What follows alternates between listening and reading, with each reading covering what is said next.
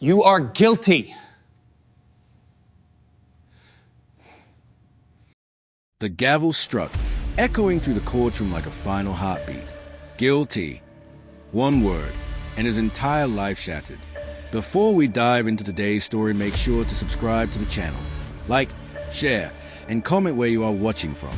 Now the story. Marcus Reed, a quiet 27-year-old warehouse worker, stood frozen as the judge's words sank in. The courtroom erupted, whispers, gasps, even a few cruel chuckles. Marcus's mother cried out from the back row. His little sister clutched her hands together, whispering, "Please, not my brother. He didn't do this." But to everyone else, Marcus wasn't a son, a brother, or a man with dreams. He was now a convicted criminal. The charge? Armed robbery and assault. The evidence? A single eyewitness and a wallet found near the crime scene. Marcus swore he had never even been there. His alibi was simple. He was home, working a night shift online. But his public defender barely fought. The prosecutor painted him as a violent liar, and the jury nodded along. When the verdict came down, Marcus's legs buckled. Life in prison. His mother whispered, "God, why?" And Marcus thought, this can't be the end. But then, just as the bailiff stepped forward to cuff him, the heavy oak doors of the courtroom creaked open, and in walked someone no one expected. A woman in her late 30s stepped inside. Sharp suit, calm stride. She carried a briefcase and a storm in her eyes. Her name? Angela Perez, a private investigator, and she had been following Marcus's case quietly, obsessively, for weeks. Angela raised her hand. "Your Honor, I have evidence that cannot wait." The judge frowned, annoyed. This trial is concluded. Bailiff. But Angela snapped open her case and slid a folder onto the clerk's desk. Inside, surveillance photos, timestamp phone records, and, most damning, security camera footage from convenience store miles away. The footage showed Marcus, sitting alone, typing on his laptop at the exact time the robbery took place. Gasps filled the room. The prosecutor stammered. This wasn't submitted in discovery. Angela turned, locking eyes with him. "Because you hid it." The room froze. Angela revealed emails, suppressed by the prosecution, that proved they knew about the footage all along. But burying it made their case stronger. Marcus's lawyer looked down in shame. His defense had been nothing more than a show trial. Marcus whispered, "So, they set me up." The judge's hand trembled. His gavel hovered. For a moment, the system teetered on the edge. But the prosecutor smirked. "This is inadmissible. Chain of custody." He was trying to wriggle free.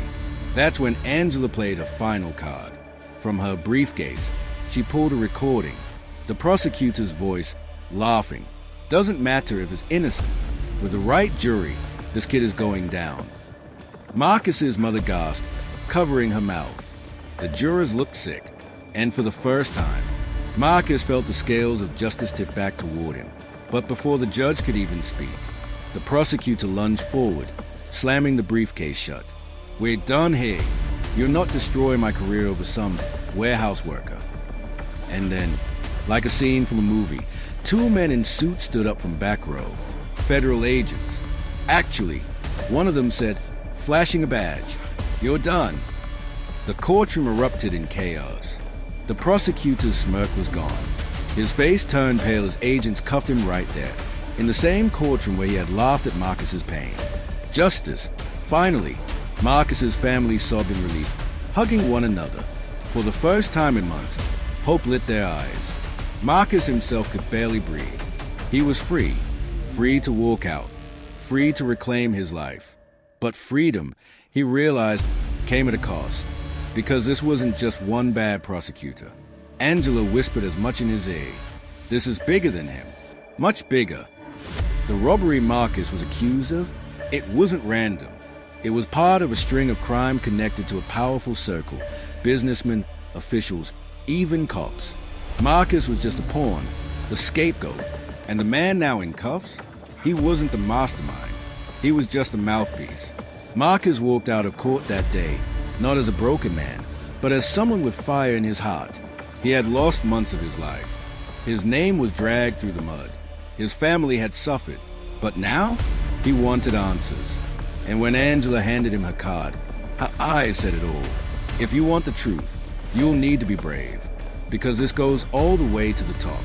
Marcus thought the nightmare was over, but the real story, the real danger, was just beginning.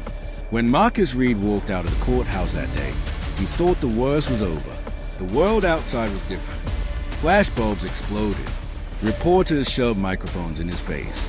Marcus, how does it feel to be free? Do you plan to sue the state? What about the prosecutor? Did you know he's facing charges? Marcus didn't answer. His mother clutched his arm, trembling with relief, while his sister whispered, "We can finally go home." But even as he breathed fresh air for the first time in months, Marcus couldn't shake Angela's warning. This isn't over.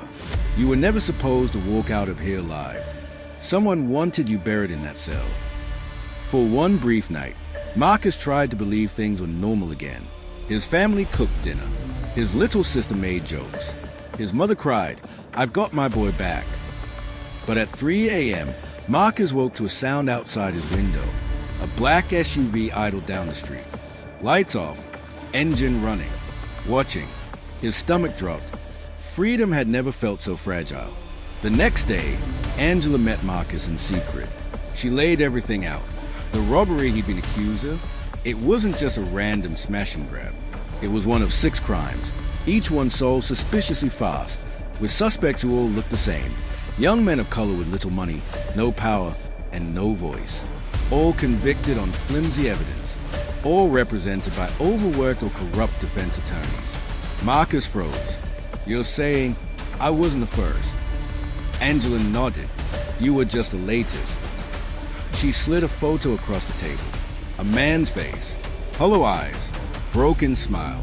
Darius Cole, wrongfully convicted 2 years ago. Same prosecutor, same judge. He's serving life right now. Marcus's chest tightened.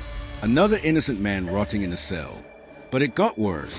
Angela's investigation revealed where the stolen goods from the robberies actually went. Straight into the hands of businessmen with political connections. The crimes weren't about money. They were about leverage, cover-ups, keeping the machine fed. Marcus whispered, "So I was never even the target, just a scapegoat." Angela's voice hardened. "Exactly. And the people running this, they don't forgive mistakes. You walking free makes you dangerous." Just then, Angela's phone buzzed. She answered, and her face went pale. One of her informants, dead, car crash, supposedly accidental. But Angela knew better. Marcus leaned forward. "They're coming after us, aren't they?" Angela didn't answer. She didn't have to. Marcus thought he could protect his family by staying quiet. But silence only painted a bigger target. That night, as he tucked his sister into bed, she whispered, "I saw that car again, Marcus. The black one. It was parked across the street." Marcus's chest burned with rage. He had already lost months of his life. He wasn't about to lose his family too. He grabbed his phone, called Angela. "I'm in. Whatever it takes. I want the truth." Angela warned him, "Once you start, there's no going back. These people played dirtier than you can imagine." Marcus's reply was steady. "They already stole everything from me. I've got nothing left to lose." Together, they traced the conspiracy higher, past the prosecutor, past the judge, straight to the office of a powerful city councilman. The same man who publicly demanded swift justice in Marcus's case. The same man who smiled for cameras while Marcus sat in a cell. The man pulling the strings. But just as Angela was about to leak her findings to press, she froze. Her emails, her files, her encrypted hard drive, all wiped clean. Someone had gotten inside. Marcus slammed his fist on the desk. "We're running out of time." And that's when his phone buzzed. A message from an unknown number. 3 words. "Stay out, or else." Attached was a photo. His little sister, walking home from school. Marcus's hands shook as he stared at the photo. His stomach dropped, his vision blurred. They weren't bluffing. This wasn't just about him anymore. It was about everyone he loved. Angela grabbed his shoulder. We need to move fast. If they know where your family is. Marcus's heart pounded. He thought he'd finally been freed from prison. But now he realized he was trapped in a much bigger cage. The law wouldn't save him. The system was rigged, and the men in power weren't afraid to spill blood. As Marcus bolted toward the door, Angela stopped him. If you go charging in now, you'll lose them and yourself. We need a plan.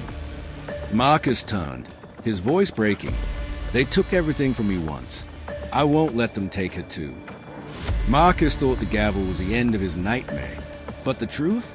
The verdict was just the beginning. And now, the only way to protect his family was to burn the conspiracy to the ground. Marcus Reed had endured prison, humiliation, and the near loss of his freedom. But nothing compared to this. A photo of his little sister, sent as a threat, a warning to stay quiet. But Marcus was done being quiet. Angela leaned against her desk, her voice steady but grim. If we move too fast, we'll all end up dead. They've covered their tracks for years. Politicians, cops, even judges. We can't just fight them. We have to outsmart them. Marcus slammed his palm down. Then teach me, because I swear to you, I'm not losing her. Angela pulled out a hidden folder, document she hadn't even shared with the FBI. At the top, Councilman Richard Harlow, the smiling, handshaking politician who stood in front of cameras promising justice. The man who had secretly orchestrated Marcus's downfall. Angela whispered, "If you want the truth, it starts with him." Angela's investigation revealed that Harlow wasn't just a corrupt politician. He was the spider at the center of the web. Every stolen shipment, every wrongful conviction, every silenced witness, all traced back to him. And tonight, Harlow was meeting his men at the docks. Marcus and Angela crouched low, hidden behind rusted crates, as black SUVs rolled in. Doors opened. Men in suits stepped out. Among them, Harlow himself. Marcus clenched his jaw. The man who nearly stole his life laughed casually, lighting a cigar as if he were untouchable. Angela whispered, "We need proof. Photos, audio, something that ties him directly to the crimes." Marcus raised the small recorder Angela had given him. His hand shook, but his voice was firm. "Then let's get it." From the shadows, he hears everything. Harlow's voice. "The Reed kid should have been locked away for life. That prosecutor got sloppy. Now the feds are sniffing around." Another man muttered, "What about the sister? Should we deal with her?" Harlow exhaled smoke, cold and deliberate. "If the brother won't play along, then yes, no loose ends." Marcus's chest tightened. His vision blurred with rage. He had the recording, the evidence, but in that moment, he didn't want justice. He wanted revenge. Angela grabbed his arm before he moved. "Don't. Not now. We'll lose everything." But Marcus's eyes locked on Harlow, the man who smiled while planning his sister's death. And that's when headlights cut through the night. Police cruisers, sirens blaring. But they weren't here to arrest Harlow. They were here for Marcus and Angela. Marcus and Angela sprinted as flashlights cut across the docks. "Hands up! Don't move!" officers shouted. Marcus ducked behind a crate, whispering, "How did they know we'd be here?" Angela's face hardened. Somebody tipped them off. But who? They barely escaped through a side alley, tires screeching as they sped away in Angela's car. The recorder, still in Marcus's pocket, was their only lifeline. Marcus clutched it like it was oxygen. "This is enough, right? This puts him away for good." Angela didn't answer immediately. Finally, she whispered, "It should be, but if they control the system, evidence won't matter." Marcus's stomach dropped. "Then what are we fighting for?" Angela looked at him, her eyes heavy with truth. For the people they can't silence, for the ones still inside. But Marcus's mind spun. The cops showing up so fast. The files erased from Angela's drive. The constant threats. Someone close to them was feeding information to Harlow. But who? That's when Marcus's phone buzzed. A text. From his mother's number. 3 chilling words. "Trust no one." Marcus froze. His throat tightened. He looked at Angela, suspicion flickering in his eyes. They couldn't run forever. If Harlow wanted them silenced, then the only way out was through.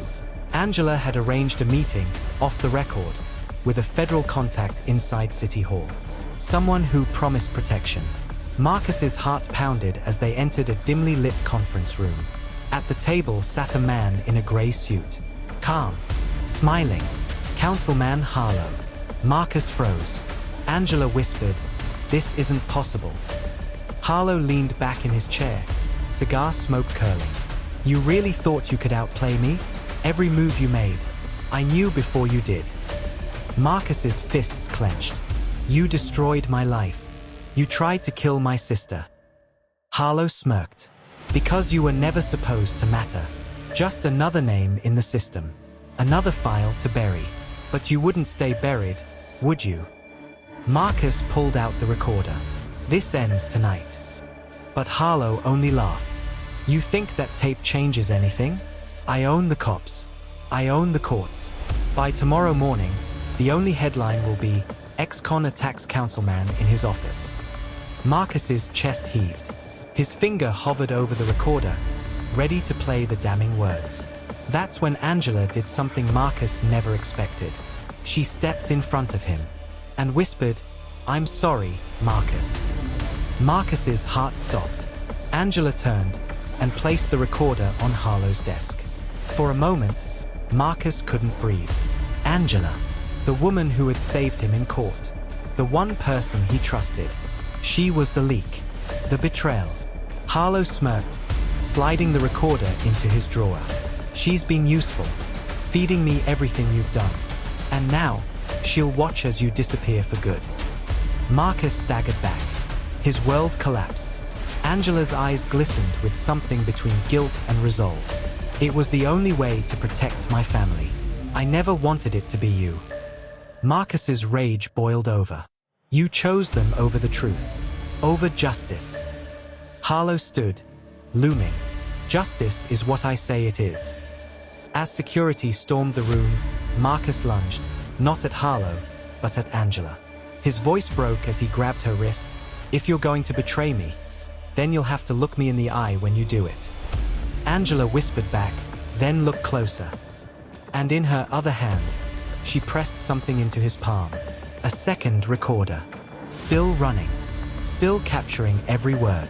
Marcus's eyes widened. Was she playing both sides? Was she still with him?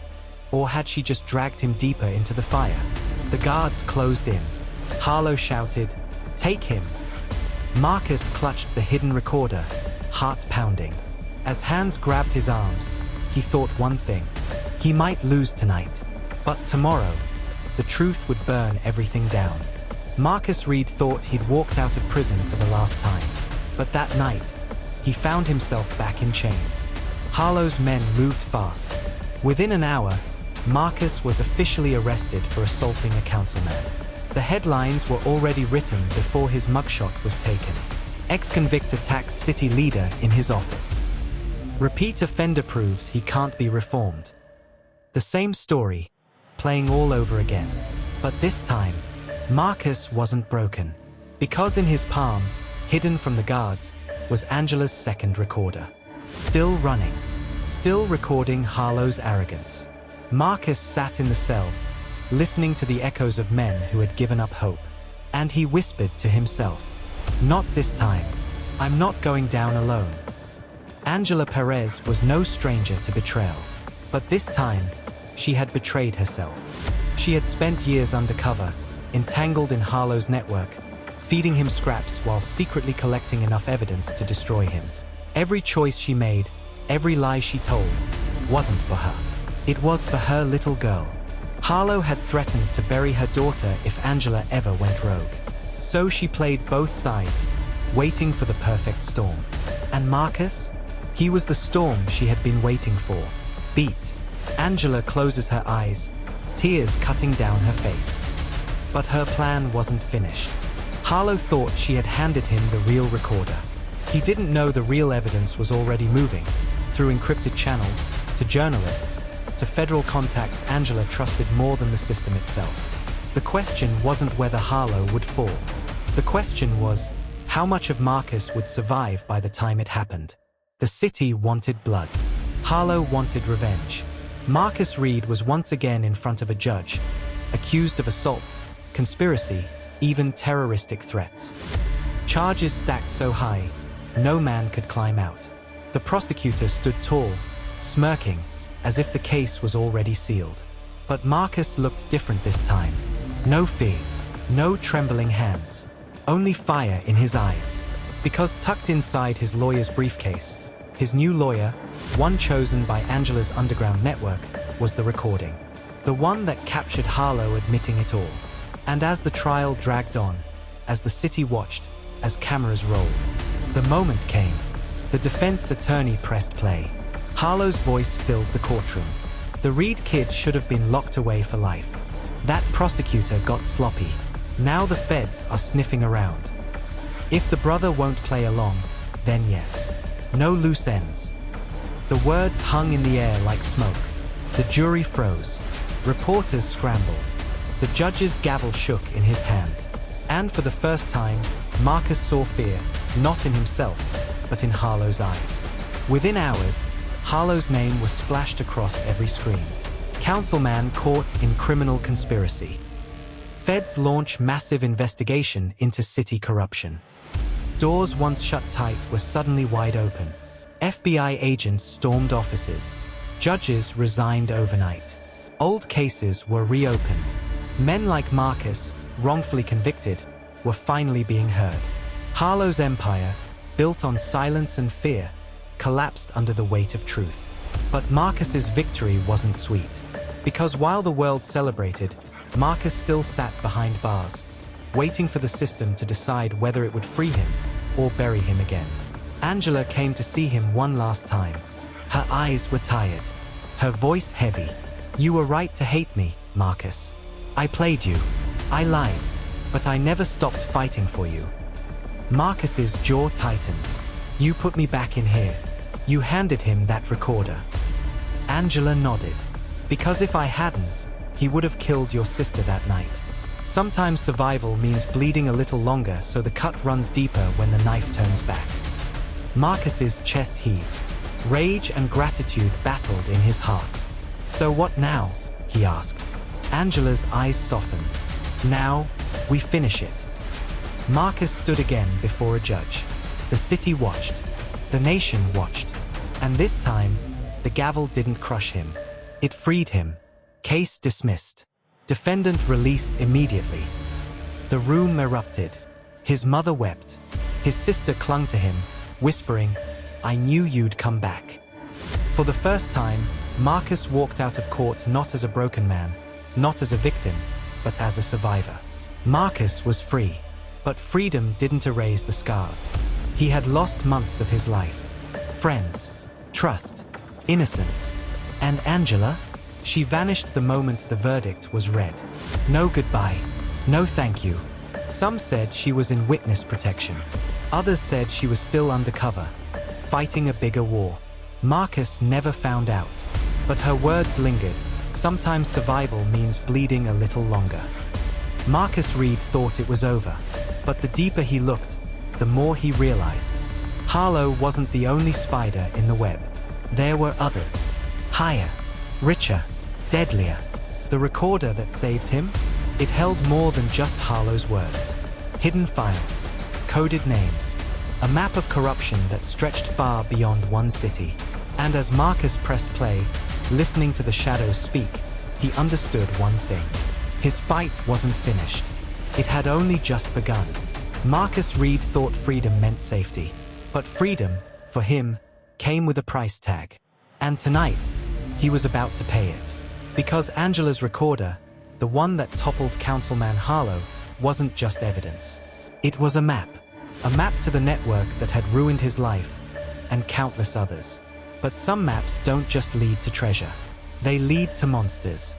Music rises, quick cut to black. Title card, The Whisper Network. For weeks, Marcus tried to move on, to rebuild, but the whispers wouldn't let him sleep. Angela's encrypted files haunted him. And when he finally found someone to crack the code, his sister's friend, Jamal, a quiet computer science student with too much curiosity. The truth spilled open like a wound. Names, dates, payments, verdicts. Every entry tied to someone powerful. Judges, union bosses, police captains. And right there at the top, a name Marcus recognized. Victor Kane. Head of the police union. A man who built his reputation on being tough on crime. A man who had called Marcus a gang member in disguise on national TV. Marcus's jaw clenched. Jamal leaned in, whispering, "This isn't just dirt. This is gasoline. One spark and it all burns."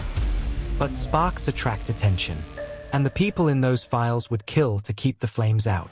Marcus knew he couldn't take down a giant in one blow. He needed proof the world couldn't ignore. So he started small, listening, watching, following whispers through the city's veins. At first, it was boring, hours of nothing. Kane's men drinking at bars, bragging about petty power plays. But then, Marcus caught something. Two officers in a parking garage, laughing too loudly, bragging about a raid scheduled for next week.